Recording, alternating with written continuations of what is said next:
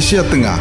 Inilah Radio Republik Indonesia Bau-Bau dengan Warta Kepton, berita seputar Kepulauan Buton.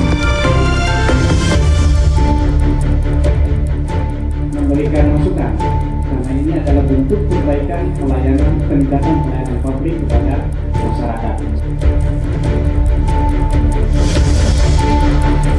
Artinya kondisi yang ada di lapangan itu semua terangkut semua, tertangani semua dengan baik.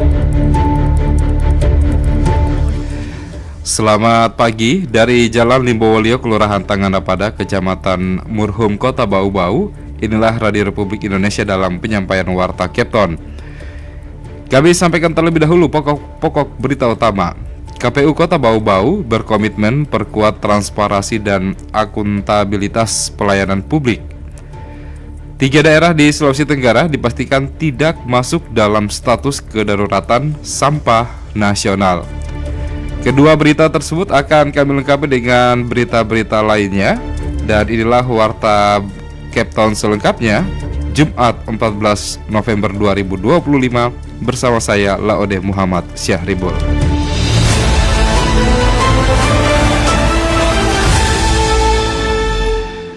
Kita ke berita yang pertama. KPU Kota Bau-Bau berkomitmen perkuat transparansi dan akuntabilitas pelayanan publik. Ketua KPU Bau-Bau, Laode Supardi, memastikan sebagai lembaga penyelenggara pemilu yang independen, KPU menerapkan standar pelayanan publik yang partisipatif dan berkeadilan. Selengkapnya mengenal tersebut kita ikuti laporan reporter RRI Bau-Bau, Hairul Mulko. Memberikan masukan, karena ini adalah bentuk perbaikan peningkatan pelayanan publik kepada masyarakat. Komisi Pemilihan Umum KPU Kota Bau-Bau menegaskan komitmennya untuk memperkuat transparansi dan akuntabilitas pelayanan publik melalui Forum Konsultasi Publik FKP yang digelar pada Kamis 13 November 2025. FKP yang perdana diselenggarakan ini mengangkat topik penyusunan standar pelayanan informasi publik dan standar pelayanan penggantian antar waktu anggota Dewan Perwakilan Rakyat Daerah Kota Bau-Bau. Ketua KPU Bau-Bau, Laode Supardi, menjelaskan bahwa forum tersebut merupakan tindak lanjut arahan langsung dari Kementerian Pendayagunaan Aparatur Negara dan Reformasi Birokrasi Kemenpan RB untuk memastikan lembaga penyelenggara pemilu menerapkan standar pelayanan publik yang partisipatif dan berkeadilan. Memberikan masukan, karena ini adalah bentuk perbaikan peningkatan pelayanan publik kepada masyarakat. Sebagaimana dalam Permen MPU nomor 16 itu adalah kegiatan ini adalah untuk menuntut pelayanan publik di KPU agar bisa transparan, akuntabel, dan didasari oleh rasa keadilan. Laode Supardi mengatakan kegiatan ini bukan sekedar pemenuhan kewajiban formal, namun lebih pada mendengarkan langsung masukan stakeholder terkait tentang bagaimana pelayanan KPU dapat diperbaiki, baik dari aspek prosedur, waktu, hingga kualitas informasi yang diterima publik. Ia menegaskan sebagai lembaga independen, KPU wajib memberikan layanan publik yang terbuka dan mudah diakses. Menurutnya, forum ini menjadi wadah untuk mengukur sejauh mana pelayanan KPU memenuhi prinsip transparansi, akuntabilitas, efisien, dan perlindungan data pribadi. Pelayanan KPU terkait pelayanan publik itu berdasarkan seluruh tahapan penyelenggaraan pemilu, seluruh tahapan. Nah, kebetulan pada kesempatan hari ini kita dari KPU akan membawakan tema PAW, karena PAW ini jarang sekali didengarkan informasinya oleh kita semua.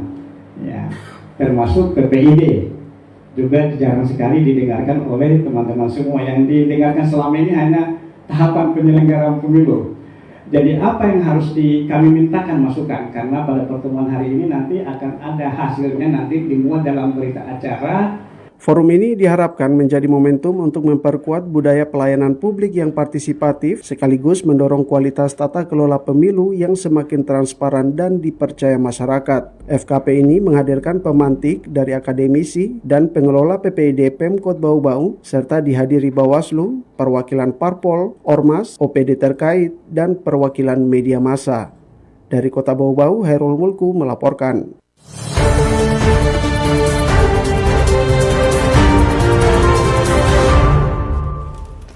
Kader Posyandu Nangka 2 Kelurahan Labalawa, Kecamatan Beto Ambari, Kota Bau-Bau Nafiati berhasil meraih juara 2 nasional wilayah regional 2 dalam ajang kader Posyandu berprestasi tingkat nasional tahun 2025.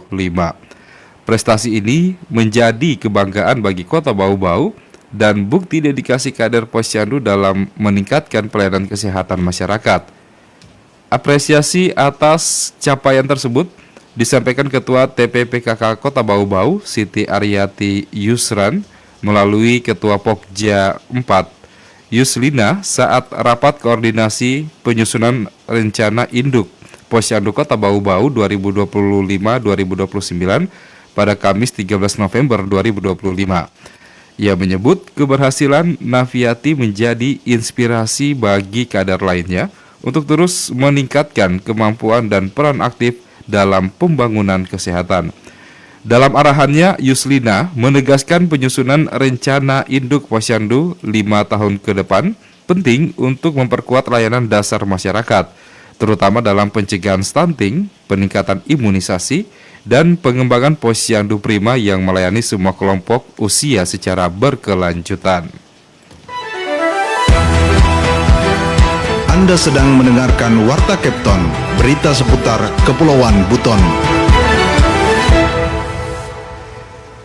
3 daerah di Sulawesi Tenggara dipastikan tidak masuk dalam status kedaruratan sampah nasional. Ketiga daerah itu adalah Kota Bau-Bau, Kota Kendari, dan Konawe Utara. Selengkapnya, reporter RRI Bau-Bau Afriansyah menurunkan laporannya. Artinya kondisi yang ada di lapangan itu semua terangkut semua, tertangani semua dengan baik oleh DLH. 3 daerah di Sulawesi Tenggara dipastikan tidak masuk dalam status kedaruratan sampah nasional. Ketiganya adalah Kota Bau-Bau, Kota Kendari, dan Konawe Utara. Sementara itu, 14 daerah lain di Sultra justru ditetapkan berstatus darurat sampah. Penetapan ini berdasarkan keputusan Menteri Lingkungan Hidup Kepala Badan Pengendalian Lingkungan Hidup Republik Indonesia nomor 2567 tahun 2025. Ketmen yang dirilis pada Oktober 2025 ini menetapkan sejumlah daerah dengan kedaruratan sampah. Kedaruratan sampah didefinisikan sebagai timbulan sampah besar akibat mekanisme pengelolaan yang tidak memadai. Kondisi ini berpotensi menimbulkan pencemaran, kerusakan lingkungan, dan gangguan kesehatan masyarakat. Kepala Bidang Kabid Pengolahan Sampah dan Limbah B3 DLH Bau-Bau, Fauzan Zulhan menjelaskan, penanganan sampah di Bau-Bau masih tergolong baik sehingga bisa lolos dari status darurat. Ada 3 daerah yang bukan darurat sampah, Kota Kendari, Kota Bau-Bau, sama Konawe Utara kah? Nah, jadi penanganan sampahnya masih alhamdulillah masih baik. Begitu artinya kondisi yang ada di lapangan itu semua terangkut semua, tertangani semua dengan baik oleh DLH. Fauzan menambahkan pihaknya selalu memantau lokasi-lokasi yang kerap menjadi titik pembuangan sampah liar. Hal ini untuk memastikan sampah terangkut tuntas sesuai jadwal yang telah ditetapkan. Meski begitu, DLH Bau-Bau tetap menghadapi tantangan, terutama perilaku masyarakat yang membuang sampah di luar jam yang ditetapkan. Sampah masyarakat ini kadang-kadang ini dia sudah datang lagi buang. Jadi ada mobil-mobil penyisir kami Pak yang mengangkut itu yang sampah-sampah yang di luar jam pembuangan. Untuk diketahui, daerah ditetapkan darurat sampah jika memenuhi kriteria seperti tidak memiliki TPA, tidak melaksanakan pengelolaan sampah sesuai aturan dan pembuangan secara terbuka, nilai kinerja pengelolaan sampah melalui adipura kurang dari atau sama dengan 60, dan atau sedang dikenai sanksi administratif. Reporter RRI Bau-Bau, Afriansa, terus mengudara untuk Indonesia.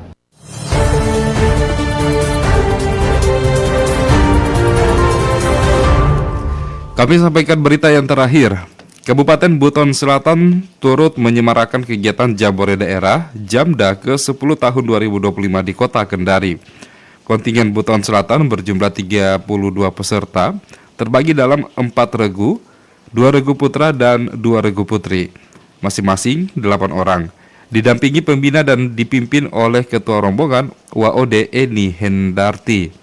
Jamda ke-10 dijadwalkan berlangsung selama 6 hari, mulai 11 hingga 16 November 2025, dengan berbagai agenda edukatif dan rekreatif seperti wahana dirgantara, air, wisata kota, budaya dan sejarah, hingga wisata kebangsaan.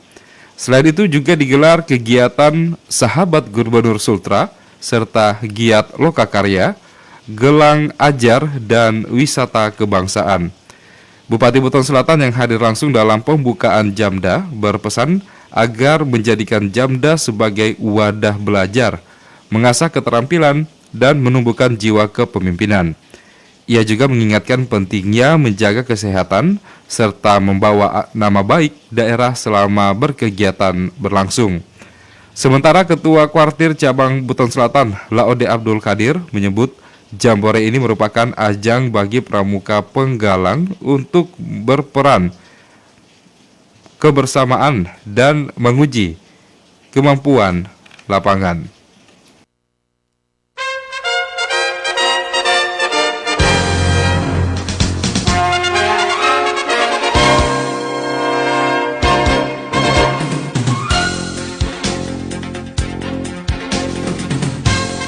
Demikian penyampaian Warta Keton pagi ini. Sebelum berpisah, kami sampaikan kembali pokok-pokok berita utama.